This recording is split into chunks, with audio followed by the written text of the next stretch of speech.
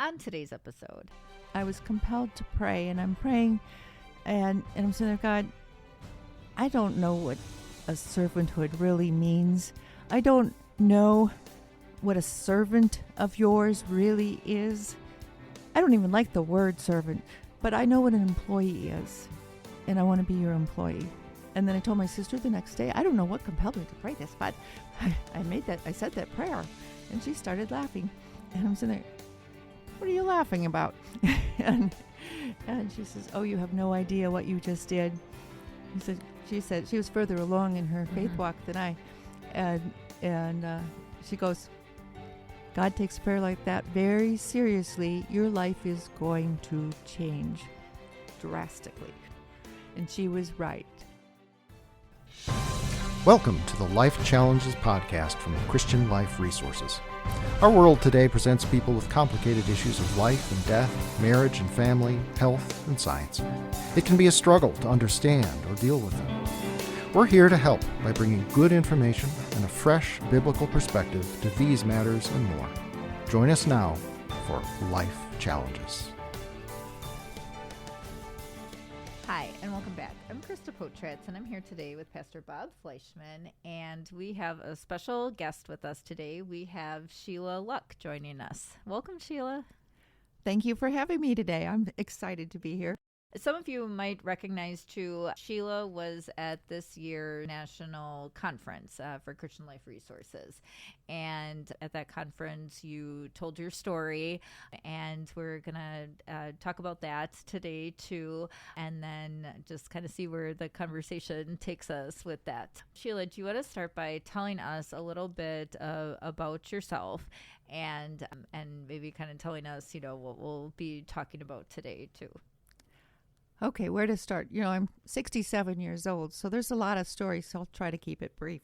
Your basic resume introduction, you might say, would be that I went to college, and after college I worked as an engineer for a little bit for IBM, and after that I went to law school, and then I worked for Exxon for close to 10 years, not quite. During that time we had our children, 2 daughters, and I got married actually while I was still in law school, and after our daughters were born, here's a silly story about how I ended up on this path, I guess.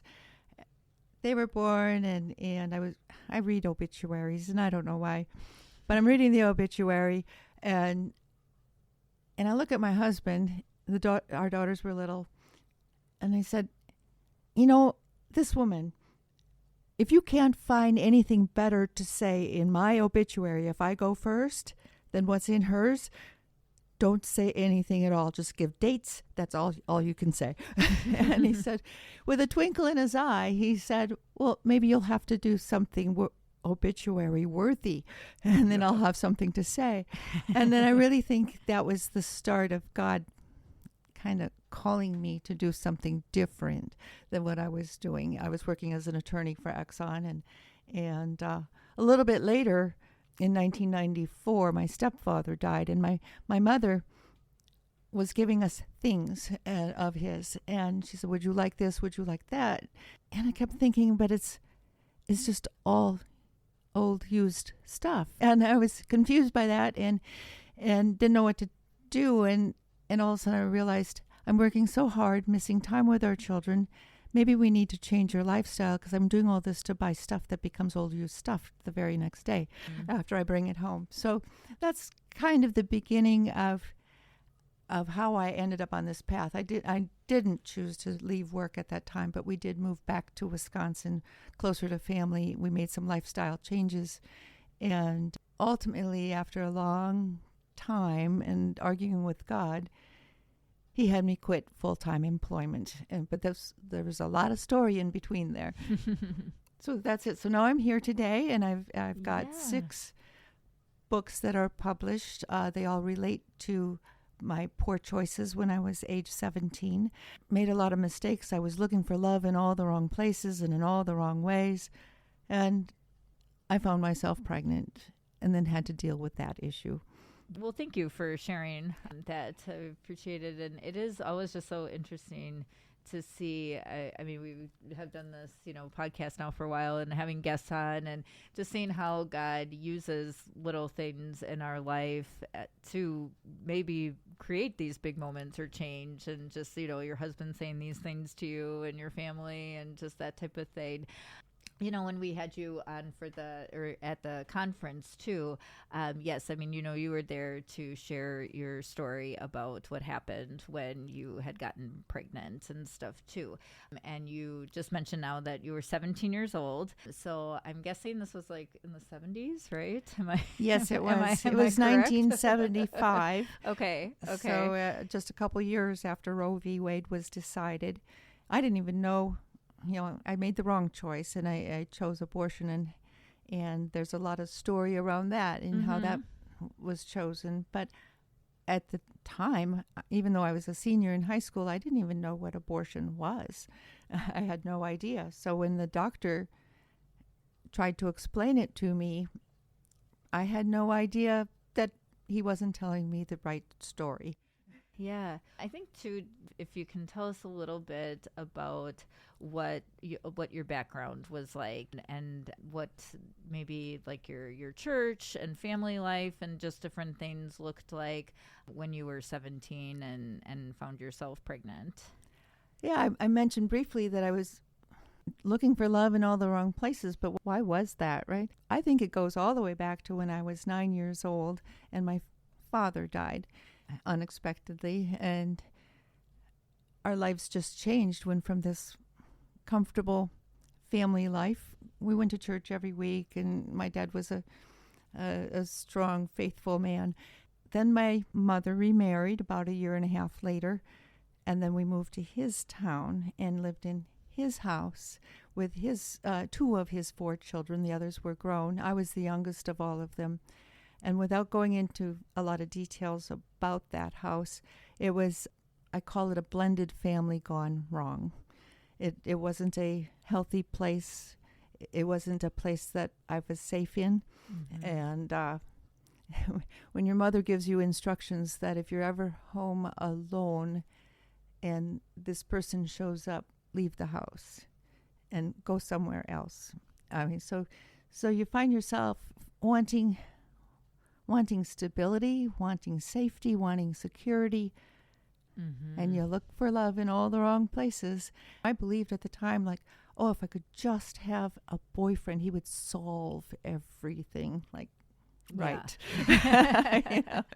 But that's what I believed. I don't think you're alone as a 17-year-old girl in that thinking. No. I mean, that seems Yeah, exactly. And then our, and what was the support system, as far as friends, we had no conversations about what a healthy male-female relationship was like. And my mother, in the probably very typical parenting style of the day, they didn't have resources like they have now. She would just tell me, don't ever get pregnant. Yeah. Well, how? Just decreeing it didn't always work for her to just say it. Just to say it. I could have benefited from a little more instruction, whether it was church or covering social issues, and or my friends talking about, oh, don't believe him when he says that. Who knows what the friends might have said if we had only talked about these things. So I didn't really have a support structure. We belonged to a teeny tiny church at the time, and there was no youth group. It was a Lutheran church, and our confirmation class for a while just had 2 of us, so if one was missing, it was really private lessons, which was fine, but kids are social animals, and we want other teenagers there. Or when it comes to confirmation class, misery loves company. When you found yourself pregnant too, did you tell anyone? Did you talk to your mom or any friends at all about it? No, I left the doctor's office. In the doctor's office back then, they had home pregnancy tests, and they weren't always reliable. But I had taken one, so I already believed I was pregnant. But you didn't want to believe that. So at the doctor's office, he gave me a brochure about abortion, and he described abortion, by the way, as they will do this procedure up until you're 12 weeks. And that's okay, because that's when your body is forming a nest. And so they're just removing the nest, and so the baby is unable to grow. And it's like, I didn't know any different, but I left the doctor's office, and if you hear the thoughts of my sobbing that took place in the car afterwards, you'll see, no wonder she didn't tell anyone, because it was like, what will I do? I think I'll lose my home. I won't be able to live at home, and I work part-time at the restaurant, but that doesn't make enough money. I can barely buy my own clothes, and I don't have enough money to go live somewhere else. What'll I do? Oh, I had big thoughts. I'm going to graduate from high school early, and I actually had things lined up at college to go on to college in January. I could go to college. I had the dorm room reserved. That's already been paid for. I'll have a place to live. The baby's not due till May. I can do this. I can do this. No, I can't do it. How do you live in the dorm if you're pregnant? The thoughts were racing as fast as you can imagine. And you were just having thoughts to yourself. To myself, just in the car. And can I tell my friends? I can't tell my friends. Their mothers won't let me be my friends anymore. I'll lose all my friends. And then there was the gossip in town. There was Mrs. G. She was one of my friend's moms. And we were riding in the car, and we saw Elizabeth, who was out of high school, but she was pregnant, and she was on Main Street in the town. And Mrs. G, she couldn't say anything nice. Nothing nice at all about Elizabeth. And I thought, oh, she'll be talking about me that way. Everyone will be talking about me that way. And, well, maybe I can tell my family, my mom. I can't tell my mom. I'm sure I'll be kicked out of the house. What if I tell one of my siblings? But they're off at school. I'm the only one living in the house. I wasn't allowed to make long-distance calls, so how could I tell them? And, they're going to just say I'm so stupid. Like, how could I be so dumb? I have nowhere to turn. I have no one to talk to. I just sobbed and sobbed in the car. And it was a borrowed car because I couldn't let my mom know that I needed to go to the doctor's office. And I'm thinking, I got to get back to school. And I looked at the brochure in my lap. And I thought, there's got to be a way. I got to fix this somehow. But I can't tell anybody. How did was the boyfriend told? Did you tell him? No, he was... Doctor asked the same question. Will he marry you? No, I fell for his line, and we weren't together. We were never together. So you weren't together at all? At all. Okay. No. Okay. At all. So I didn't tell him. He's deceased now. There's no way to tell him now. Yeah. So you really told no one. I told no one. Made the decision completely on your own. And then went and had the abortion done. Yeah, I ultimately needed someone to drive me. So I ultimately told someone I had to go out of state. Okay. Because Wisconsin at that time, that particular abortion clinic with that brochure required parental consent, and I couldn't tell my mother. I didn't believe I could. And I did tell one person, and I never disclose who that is because that's not my story to tell. That's that person's story if they ever should choose to. So that person took me, I had to leave the state, and that person lived in the other state. And I went there, visited, and then I was taken to the abortion clinic.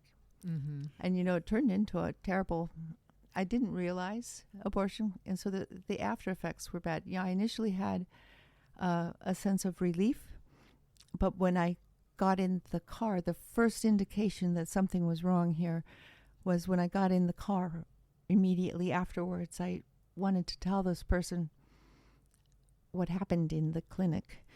And the answer was, I never want to hear about it. I never want to talk about it. Was the person who drove you said that to you? Yeah. And all I could think of is, well, what's wrong? It was legal. It has to be okay if it's legal. What's wrong? But that was the first indication to me that something was wrong about this choice. Yeah.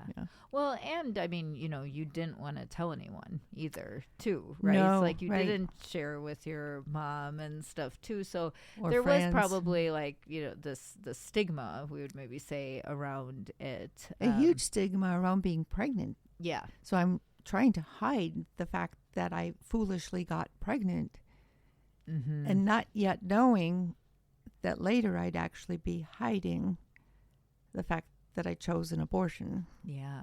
Okay. Yeah. You yeah. know, you make a lot of poor But choices. You said something that that I've been doing a lot of thinking about over the last few years, and that is that the way Mrs. G talked about the pregnant lady on the street and so forth. I've often, when I've presented around the country, I've often told people that it's amazing what the conversation around the dinner table, how that forms attitudes later on. And and I've talked about it in the arena of elder care. I'll say, when somebody says, well, somebody's got to go over and mow Grandpa's yard, and you guys argue about it, and Grandpa happens to be there, don't be surprised if Grandpa begins to feel like a burden. In other words, you're thinking in a very tunnel way about how this affects other people. So I'm sure when Mrs. G was talking that way, she never gave a moment's thought that there might be a girl in the car it's going to create this implanted memory that someday she might be that pregnant woman, and she doesn't want people to see her that way or talk that way. When you say that, I wonder all the time that exact question. What if Mrs. G had said something, oh, that's Elizabeth. I wonder if she has help. I should call her mother, see if there's anything I can do. Yeah. A comment like that, just think that might have given me, when I found myself in the boat, it might have given me, I wonder if I can talk to Mrs. G. Mm-hmm. I don't know if it would have, Yeah. because I certainly felt like I couldn't, but it It might have was helped. Yeah. It was a peculiar time. I'm first of all, you and I are only like a year difference. I graduated from high school in '74. Bob just looks older. Yeah, it feels older. Yeah. But I grew up in Lake Geneva, Wisconsin, and I remember abortion became legalized in '73 when I was a junior, and I remember hearing that a confirmation classmate of mine was taken down to Illinois to have an abortion, and we never thought anything of it because we didn't know what it was. We weren't talking about it in school. It was not a topic at all coming up in church, and we were just we had a pastoral change at that time, so it just nothing. I mean, it was a non-issue. It wasn't until I was in college in 1976 was the first time I heard about it, and then it was like, you've got to be kidding me. Is this really what it is? Because I never knew. But growing up in Lake Geneva, the 70s, the kinds of things that we were talking about is I remember being in a public sex ed class and kind of being almost groomed to be accepting of the homosexual lifestyle, because that was a big deal. Sexual freedom was a big deal and that kind of stuff. So it was a lot of different standards, a lot of kind of a very strong shifting time in our environment. That's an interesting comment, because it was kind of during the sexual revolution and free love and coming off the hippie time frame, the Woodstock concert, and I also remember those things. So when you're looking for love in all the wrong places, you remember seeing things on television and the cover of the Woodstock album that was at our house, and you're hearing about free love and the songs like, if you can't be with the one you love, Yeah. love the one you're with.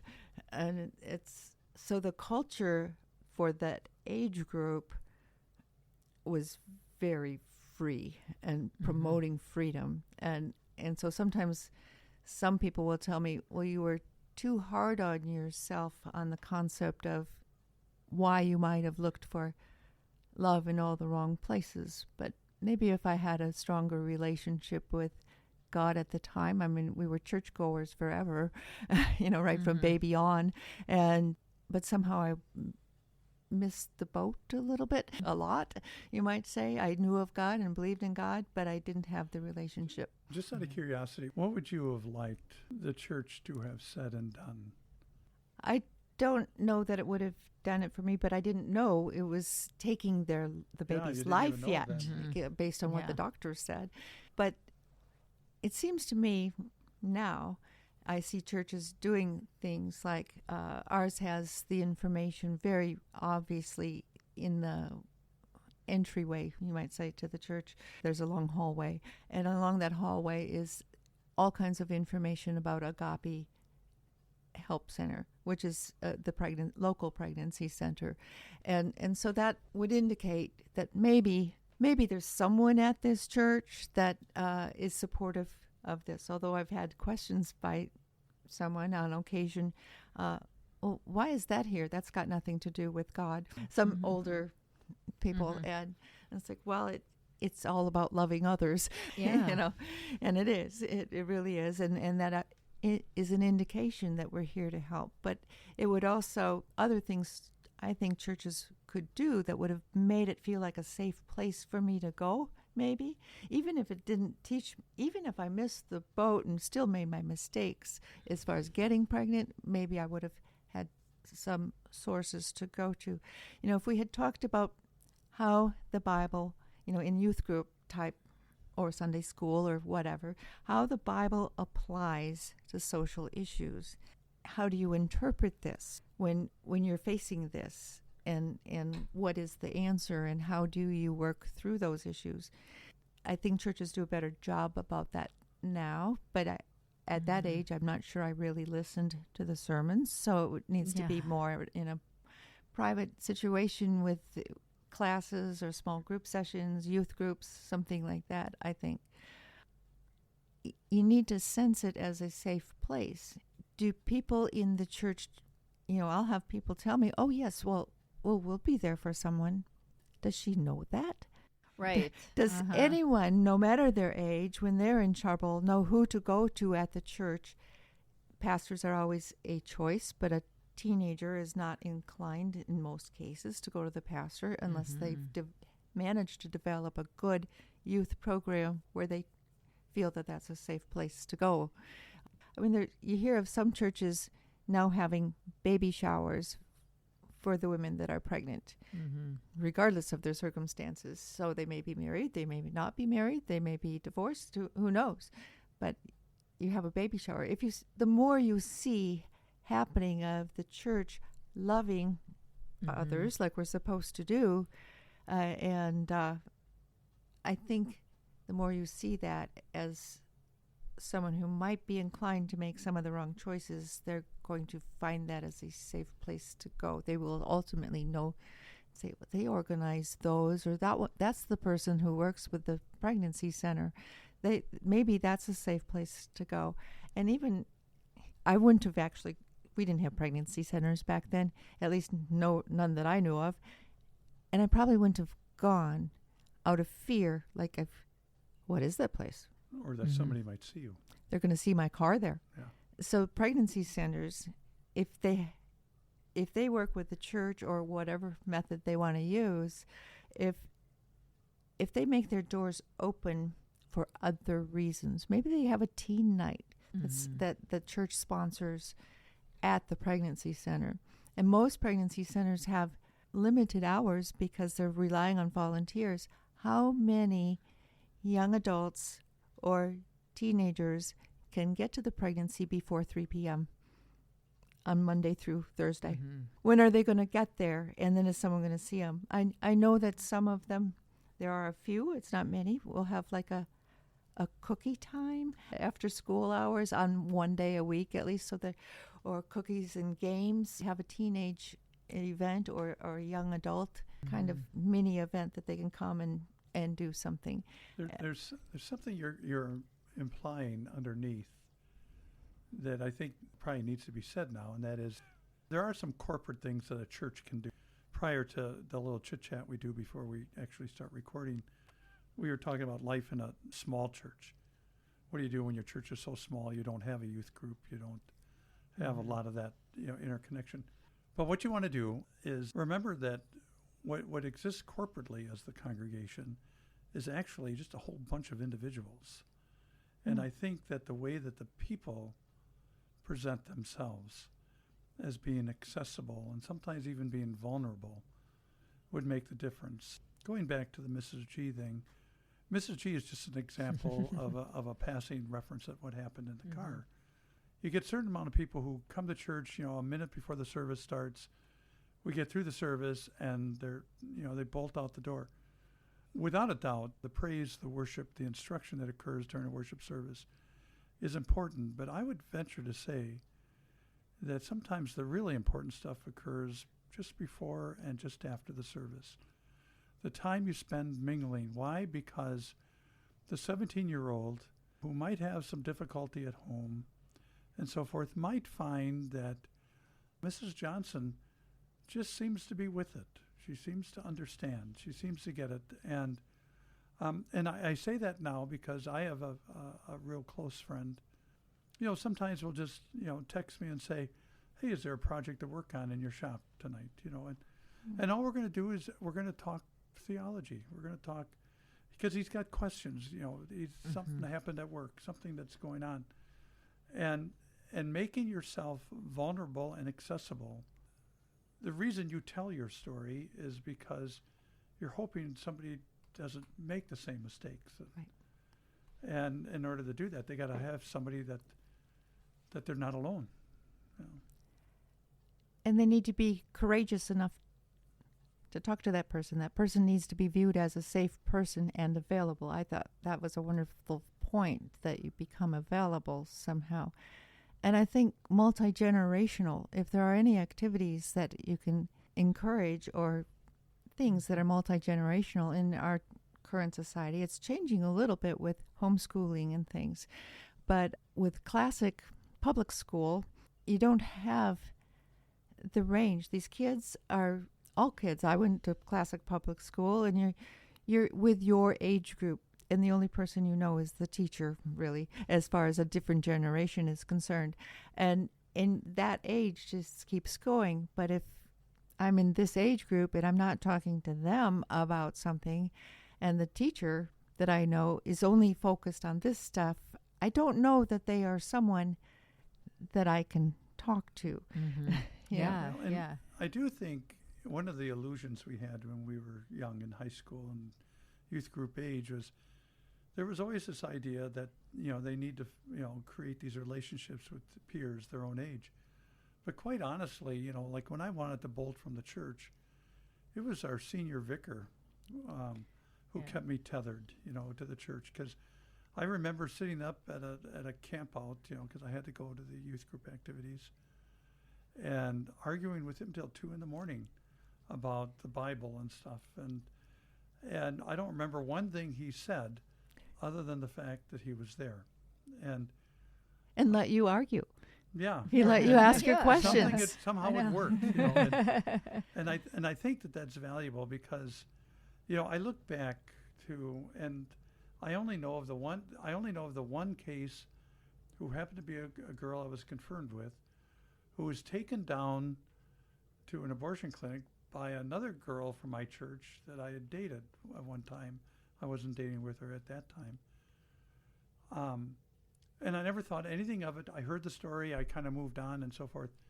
But then, many years later, I thought, if I could have been maybe a little bit better friend, a little bit more accessible, and that's hard. It's hard as a peer because you're facing a lot of pressure to go on with your classmates. Mm-hmm. But even as an adult, when I've confirmed kids in confirmation class, I've always told them on the last day of class, I don't care where I am in the world, I don't care what I'm doing, you have my number, and I don't give my number out to everybody.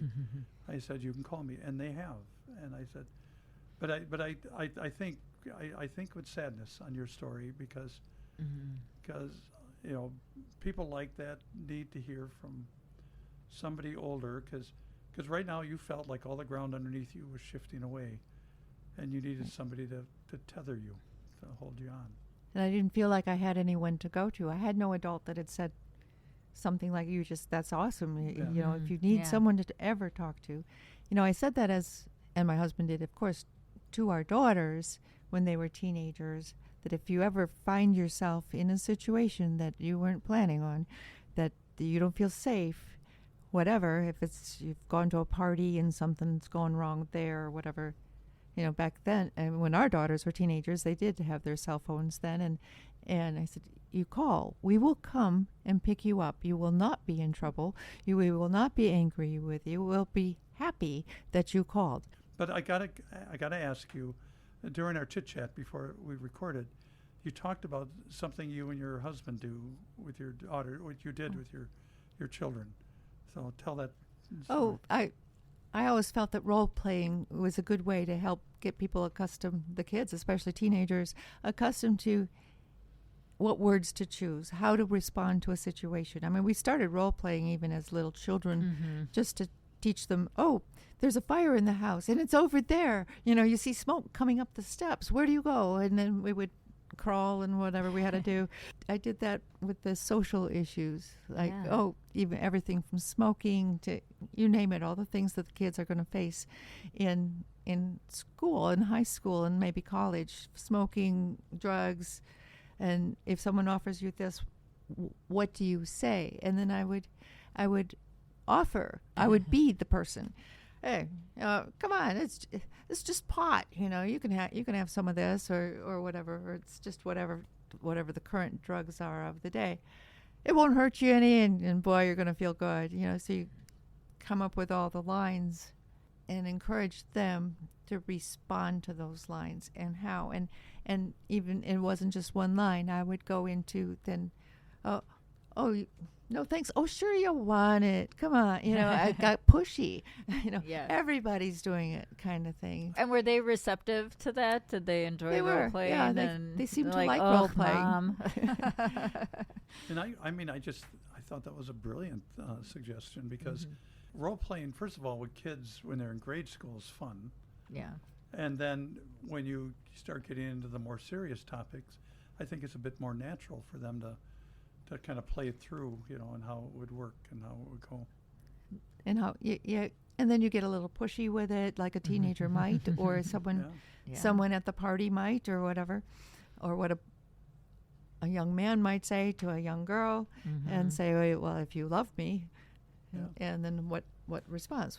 She can say, yeah, but if you loved me, you would accept my answer here. Yeah. I wanted to ask, too, just, in your story, I mean, one of the things, obviously, that really popped out at me was just the fact that you didn't tell anybody except the person that drove you. So when did you start telling people? I mean, now you tell everybody. You're on a podcast. You're sharing your story with all of our listeners and everything, too. So how did you get from that point of not telling anybody to where you are now? I had no intention of telling anyone. I told my husband before we were married because I just told him there's something that's a very volatile issue.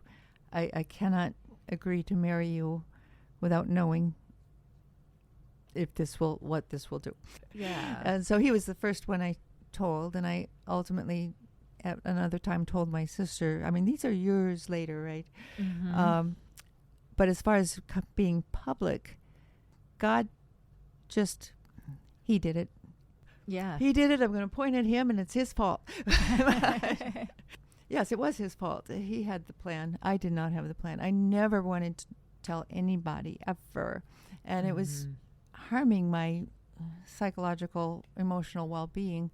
I found myself trying to be a chameleon because you didn't want anyone to find out, and you wanted to do everything. I would look at each of you and wait to say anything to you until I found out what you liked. Oh, you like sci-fi movies? I love sci-fi movies.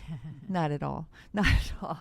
And I would wait, and I would be this person for you, and this person for them, and this person, you can't live that way. You're living a constant lie. It took a long time with God as far as him. He was telling me to leave my full-time paid employment. And it took over 2.5 years. Well, he started with the little inklings that I gave you before, but the real push came after I was in church. See, I do listen to pastors once in a while. The pastor was preaching on servanthood, and whatever the Holy Spirit, I think, compelled me to say this or to pray this at the moment. I stopped listening to the pastor, sorry. but it was important, I was compelled to pray, and I'm praying, and I'm saying there, God, I don't know what a servanthood really means. I don't know what a servant of yours really is. I don't even like the word servant, but I know what an employee is, and I want to be your employee. And then I told my sister the next day, I don't know what compelled me to pray this, but I said that prayer, and she started laughing.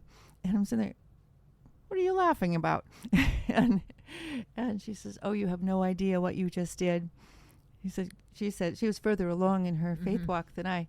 And she goes, God takes prayer like that very seriously. Your life is going to change drastically. Yeah. And she was right.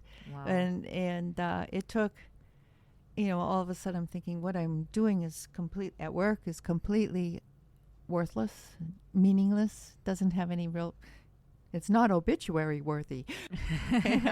And things just kept changing, and I kept getting this indication from God that I needed to quit my full-time employment, just quit.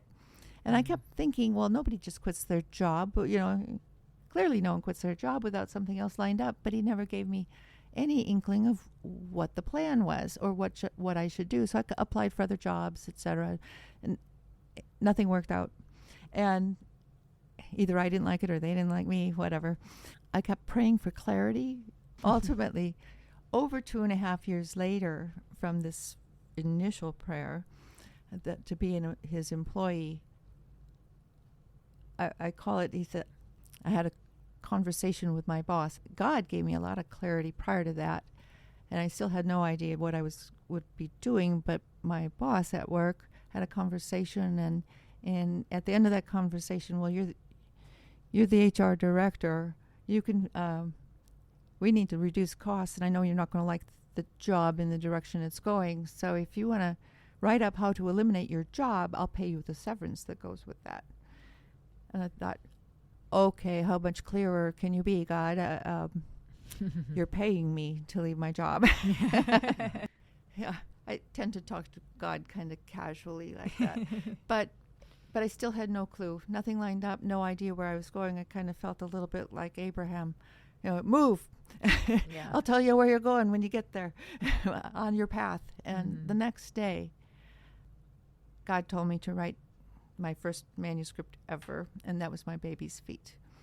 And I never had intended to write, and I never intended to speak to people, but I went ahead and got started and said, you're going to have to help me. I don't even know what I'm doing. And that was the beginning. I left my job. Yeah. I did not have another one lined up. He had me write this book, and I struggled with it a lot because it was there. Who is this for? And because like Stephen Covey and any message, he's begin with the end in mind. Well, who's my audience? All writing classes will tell you, know your audience, know the message. Right. I had no idea, except what I knew is God gave me the title and a table of contents, and it was going to have 10 chapters, and it was going to be chapter 1, this title, all 10. I only could remember 5, which really gave me a struggle because I didn't know the second half of the book, and I still didn't know the audience. And the message he gave me was, you're doing it for me, not me, him. Yeah. And I said, okay, well, then you got to help me finish those chapters. Yeah. And he did. And it wasn't the first book published. My Secret Loss was the first book published. Okay. That was... A publisher saw the manuscript of My Baby's Feet and asked me to turn it into a Bible study on post-abortion healing. I said, I can't do that. I cannot change these chapters, the chapter headings. I just can't. And I won't. And they weren't made for post-abortion healing. They have a whole different purpose, even though I wasn't quite sure what that was. But they weren't made for that purpose. But I will, if you wish to contract with me, I will write a Bible study on post-abortion healing. So they hired me to do that. So that actually was the first published book. Wow. And then after a couple years, I had a kind of a moment like, oh, that's what's wrong with that first manuscript. Oh, I need to dig that out. I didn't want to touch it, but I did. And in the meantime, I had started speaking. So your story became known first in writing. Yes. Yeah. Okay, yeah. Even my mother didn't know. My Secret Loss was the first one published, as I said, and I now had it in hand. And I'm sitting there, I better tell Mom. Okay, yeah. And all my fears of ever telling Mom as a teenager came right back into my heart. Like, I can't tell Mom. Clearly, I wasn't worried about where I was going to live anymore, and oddly, her initial reaction was exactly what I expected when I was 17. But we worked through that. Mm-hmm. I had no idea. This is something wonderfully healing that you might not expect. Is forever my mother and my relationship, our relationship with each other, had friction. Always had friction. All these years until, what was it, 2003? I graduated from high school, in 1976. So this is a lot of years, right? Mm-hmm. 1975 was the abortion year. All these years of friction gone.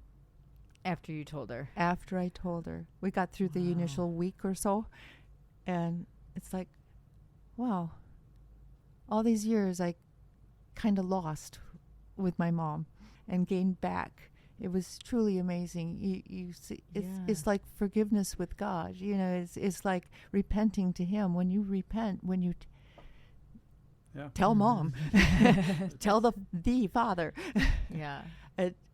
The healing is absolutely amazing. Our relationship changed entirely. No more friction. Like you said, initially she reacted the way you feared. Yes. But time is incredible. I mean, She talked to some loving family, and they said God probably had this in mind ever since she made that poor decision. He was going to make it something good in the end. Yeah. And He did. He's made me do this talking. Sheila, thank you so much for sharing your story here. We are kind of out of time here, but sorry I talk so much. No, it's wonderful. I mean, there's so much more to talk about too. Just with all that. I guess just maybe as we close out, and what is your message for anybody listening here? Maybe somebody who's had an abortion and just it is a secret to them. What would your message for them be? Don't keep it a secret anymore, but you don't have to speak to groups. And that is not expected. Find a safe place. I invite people that go through my Bible study or anything, or even hear me speak. I invite them, feel free to call me. Feel free to email me. You're not the only one in the boat. When I finally figured out I wasn't the only one that had made that poor choice and realized it, that gave me freedom. You're not the only one. And statistically, I should have intellectually known that, but in my heart, I couldn't accept that. And in my heart, I couldn't accept that God could forgive me. It's God on audio, now God on video. Right, and He does forgive. And there are safe places for you to go to talk to someone. I am one of them. Many pastors are safe places. They can talk about forgiveness and healing and things. There's many places. Pregnancy centers are becoming more aware that is a necessary piece of their work is post-abortion healing. So I hope just reach out to someone that you trust. Yeah. Well, thank you very much, Sheila. I really appreciate it. And we will link your website down in our show notes, too. Thank you. And, for anybody interested in your books or material, and I'm sure there's information there how to get in touch with you as well. Yeah. And we thank all of our listeners for joining us, and we'll welcome you back next time. Bye. Thank you for joining us for the Life Challenges podcast from Christian Life Resources. Please consider subscribing to this podcast, giving us a review wherever you access it, and sharing it with friends. We're here to help, so if you have questions on today's topic or other life issues, you can submit them, as well as comments or suggestions for future episodes at lifechallenges.us or email us at podcast@christianliferesources.com. You can find past episodes and other valuable information at lifechallenges.us, so please check it out. For more about our parent organization, please visit christianliferesources.com. May God give you wisdom, love, strength, and peace in Christ for every life challenge.